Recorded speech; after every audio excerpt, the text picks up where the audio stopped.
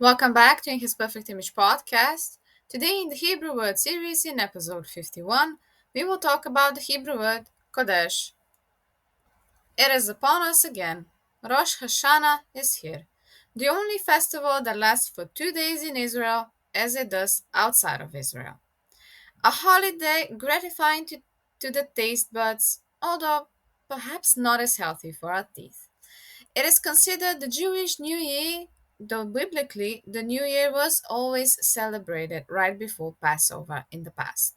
The celebration is highlighted by the blowing of the shofar on both days in the morning and is known for round challah bread stuffed with raisins, apples dipped in honey, and pomegranates.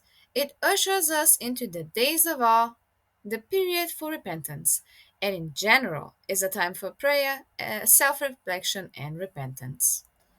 It is based on a biblical day of rest commissioned by God to commence on the first day of the seventh month, called Tishrei. Say to the Israelites, on the first day of the seventh month, you are to have a day of Sabbath rest, a sacred assembly commemorated with trumpet blasts, as it states Leviticus 23, verse 24. It is a holy convocation meant to be commemorated by trumpet blasts, no work, and actually a food offering. All biblical feasts begin on a certain phase of the moon, holding a deep message behind it. Rosh Hashanah is the only one that begins on the new moon. The Hebrew new moon is calculated slightly differently from an astronomical new moon. In astronomy, the new moon is when the moon is directly between the earth and the sun, blocking the sun's light from reaching earth.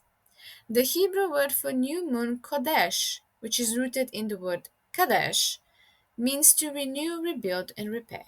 It points to the Hebrew new moon beginning when the first sliver of light shows after complete darkness, giving the message of hope for more light to come. In other words, beginning at the new moon waning crescent. Yeshua is our hope. He is the one who redeemed us back to God.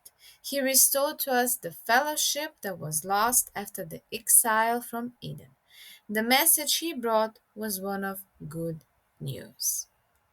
That will be all for today. Come to the blog to read more. The Lord bless you and keep you. The Lord make his face shine on you and be gracious to you. The Lord turn his face toward you and give you peace. Until next time, Shalom.